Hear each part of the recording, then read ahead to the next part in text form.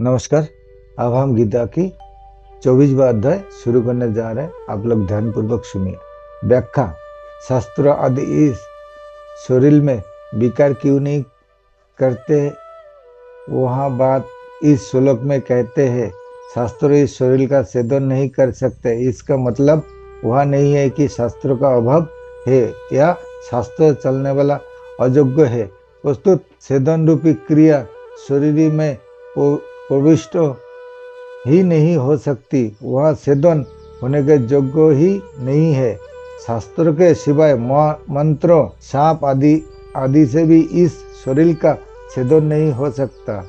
जैसे याज्ञवल्क्य के प्रश्नों का उत्तर ना दे सकने के कारण उनके शाप से सकलों का मस्तक कटकर गिर गया। बेहोदारणक इस प्रकार देहो तो मंत्रों से वाणी से काट सकता है, पर देही सर्वथा असज्ञ है।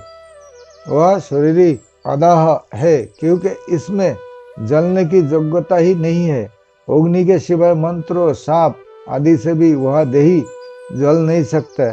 जैसे दमयंती के शाप देने से व्याध बिना अग्नि के जलकर भस्म हो गया। इस प्रकार अग्नि, साप आदि से वही जल सकता है जो जलने योग्य होते हैं। इस देही में जो दहन क्रिया का प्रवेश ही नहीं हो सकता, वह देही गीला होने योग्य नहीं है, अर्थात इसमें गीला होने की योग्यता ही नहीं है। जल से एवं मंत्रों, साप, औषधि आदि से वह गीला नहीं हो सकता। जैसे सुनने में आता है कि मालकोस राख के गाए जाने से पत्थर भी गीला हो जाता है। चंद्रमा को देखने से चंद्रकांतमणि गीली हो जाती है, परंतु वह देही राग रागिनी आदि से गीली होने वाली वस्तु नहीं है।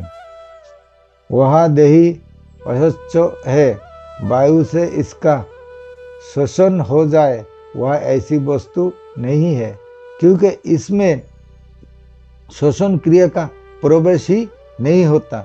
वायु से तथा मंत्रों, साप, औषधि आदि से वह देही सूख नहीं सकता। जैसे अगस्त ऋषि समुद्र का शोषण कर गए, ऐसी इस देही का कोई अपनी शक्ति से शोषण नहीं कर सकता। एवच अर्जुन नाश की संभावना को लेकर शोक कर रहे थे, इसलिए शरीर को असेद, अदाह, अलेक्ध और असह्य कहकर भगवान एवच पदों से विशेष जोर देकर कहते हैं कि वह शरीर तो ऐसा ही है, इसमें किसी भी क्रिया का प्रवेश नहीं होता। अंत वह शरीरी शोक करने योग्य है ही नहीं। नित्य वह देही नित्य निरंतर रहने वाला है।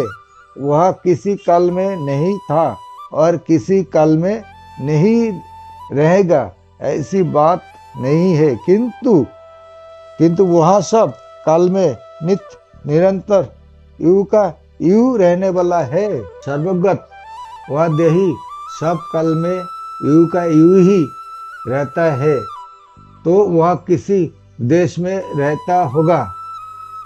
इसके उत्तर में कहते हैं कि वह देही संपूर्ण व्यक्ति, वस्तु, शरीर आदि में एक रूप से विराजमान है।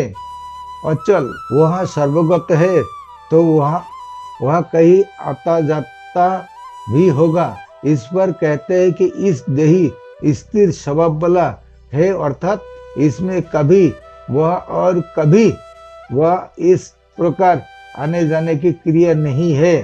थानु वह स्थिर स्वभाव वाला है, कहीं आता जाता नहीं। वह बात ठीक है, पर इसमें कंपन तो होता होगा। जैसे वृक्ष एक जगह ही रहता है, कहीं भी आता जाता नहीं, पर वह एक जगह रहता हुआ ही हिलता है। ऐसे ही इस देही में भी हिलने की क्रिया होती होगी। इसमें उत्तर में कहते हैं कि वह देही स्थायु है, अर्थात इसमें हिलने की क्रिया नहीं है। सनातन, वह देही अचल है, स्थायु है, वह बात तो ठीक है, पर वह कभी पैदा भी होता होगा। इस पर कहते हैं कि वह सनातन है, अनादि है, सदा से है, वह किसी समय नहीं था, ऐसा स्वभाव ही नहीं है। विशेष बात, वह संसार अनित्य है, एक क्षण भी स्थिर रहने वाला नहीं है, परंतु जो सदा रहने वाला है, जिसमें कभी किंचित मात्र भी परिवर्तन नहीं होता, उस देही की तरफ लक्ष्य करने में नित्य पद का तात्पर्य है।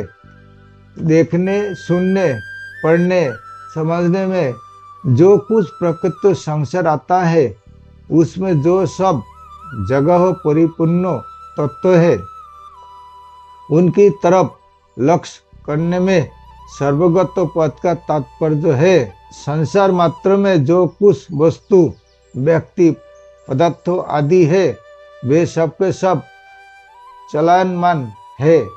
उन चलनमान वस्तु, व्यक्ति, पदार्थों आदि में जो अपने स्वरूप से कभी चलनमान विचलित नहीं होता, उस तत्व की तरफ लक्ष्य करने में अचल पद का तात्पर्य है।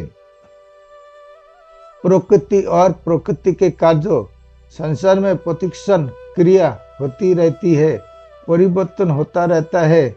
ऐसे परिवर्तनशील संसार में जो क्रिया रहित, परिवर्तन रहित, स्थायी स्वभाव वाला तत्व है, उसकी तरफ लक्ष्य करने में स्थायु पद का तात्पर्य है। मात्र प्रकृति पदार्थ उत्पन्न और नष्ट होने वाले हैं तथा ये पहले भी नहीं थे और पीछे भी नहीं रहेंगे, परंतु जो ना उत्पन्न होता है और ना नष्ट ही होता है तथा जो पहले भी था और पीछे भी हरदम रहेगा, उस तत्व देही की तरफ लक्ष्य करने में सनातन पद का तात्पर्य है। उपयुक्त पांचों विशेषणों का तात्पर्य है कि शरीर संसार के साथ तादात्म्य होने पर भी और शरीरी भाव का अलग अलग अनुभव ना होने पर भी शरीरी नित्य निरंतर एक रस एक रूप रहता है। परिशिष्ट भाव सर्वगत, स्वयं देहोगत तो नहीं है, वस्तुत तो सर्वगत है। ऐसा अनुभव होना ही जीव मुक्ति है। जैसे शरीर संसार में बैठा हुआ है, ऐसे हम शरीर में बैठे हुए नहीं है। शरीर के साथ हमारा मिलन कभी हुआ ही नहीं, है ही नहीं, होगा ही नहीं, हो सकता ही नहीं। शरीर हमारे से बहुत दूर है, परंतु कामना, ममता, तादात्म्य के कारण हमें शरीर के साथ एकता प्रतीत होती है। वास्तव में शरीर की जरूरत ही नहीं है। शरीर के बिना भी शरीर मुझसे रहता है।